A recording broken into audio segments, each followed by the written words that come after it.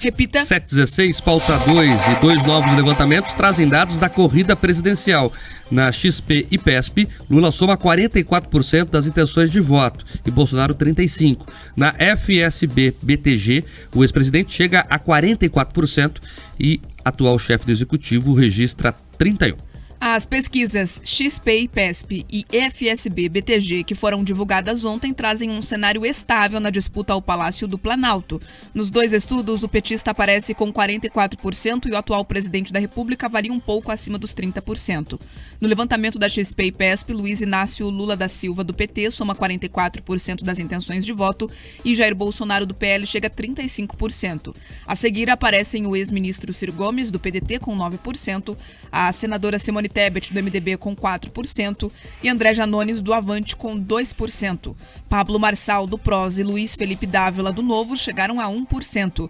Vera Lúcia, do PSTU, Sofia Manzano, do PCB, Luciano Bivar, do União Brasil, José Maria Imael, do Democracia Cristã e Leonardo Éricles, do UP, foram citados, mas não chegaram a 1%.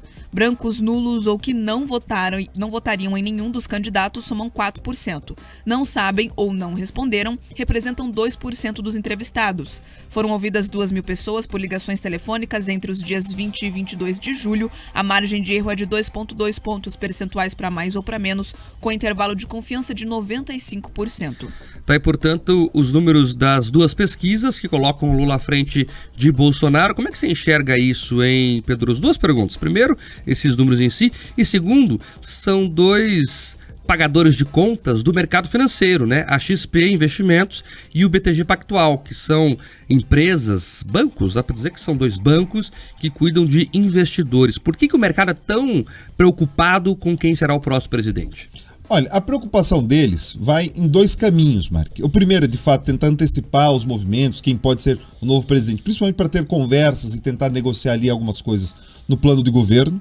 Mas você tem também um movimento importante. Eles sabem que a divulgação dessas pesquisas, elas acabam afetando ali as operações diárias do mercado, principalmente quando a gente fala de câmbio, Mark. Então, quando eles têm acesso, às vezes, a essas pesquisas um pouco antes, eles sabem quando as pesquisas seriam, são divulgadas, eles têm ali uma alteração no câmbio e eles ganham muitas vezes muito dinheiro só nesse tipo de operação. Ou seja, ninguém aqui está fazendo cortesia ou fazendo...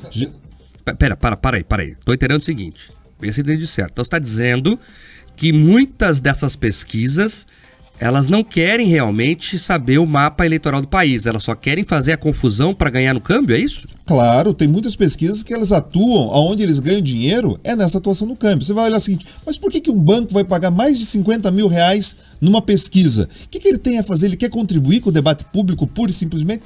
Óbvio que não. Bancos não são entidades de caridade ou que fomentam a democracia. Eles estão ali para fazer negócio. Então, muitas vezes, eles trazem esse tipo de informação para agitar o cenário. Para agitar o cenário. Eles acabam tendo esse movimento antes, eles antecipam as suas análises, eles usam isso para ganhar dinheiro. A gente não pode se iludir, sabe? As pessoas muitas vezes ficam acreditando numa suposta benevolência alheia. Na verdade, eles trabalham e fazem isso para ganhar dinheiro. Mas o André Esteves lá, que é um dos sócios principais do BTG Pactual, não é um homem que está preocupado com o futuro do Brasil, Pedroso? Ele está preocupado com o futuro que o Brasil pode propiciar para suas empresas. E muita gente, eu já escutei falando, mas a XP não é alinhada com o Bolsonaro, o BTG não é alinhado com o Bolsonaro. Amigo, eles são alinhados com quem está de plantão ali no Ministério da Economia ou no Ministério da Fazenda. É só você lembrar que muitos desses banqueiros estiveram envolvidos ali em confusões pouco transparentes na época do governo Lula.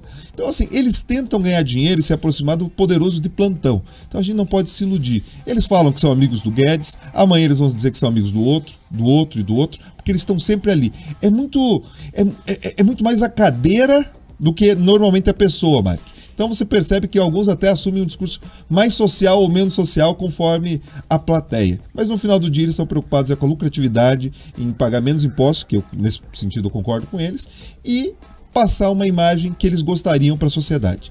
E agora, com relação aos números globais, o que chama atenção nessa pesquisa, e a gente tem que separar o ruído, que sobe 2, baixa 3, fica essa variação, o que todas as pesquisas deixam muito claro, independente de qualquer tendência ou negócio é que não tem uma margem para nenhuma terceira via.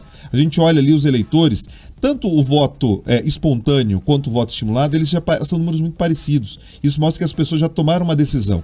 E a própria pesquisa do BTG e FSB traz uma informação importante. Para 75% das pessoas que responderam essa pergunta, elas não estão dispostas a mudar em quem elas votariam. Ou seja, quem tem aquele sonho do que o Ciro pode crescer, que a Simone Tebet pode parecer um furacão e crescer, gente, isso é muito mais ilusão ou desejo de alguns colunistas da mídia que estão descolados da realidade do que a análise política. Aqui a gente faz análise baseada no que a gente entende da sociedade, análise quantitativa, qualitativa, e o que a gente vê é isso. É uma eleição polarizada e dificilmente alguém que hoje não seja Lula ou Bolsonaro teria espaço ali no coração do eleitor. Mark.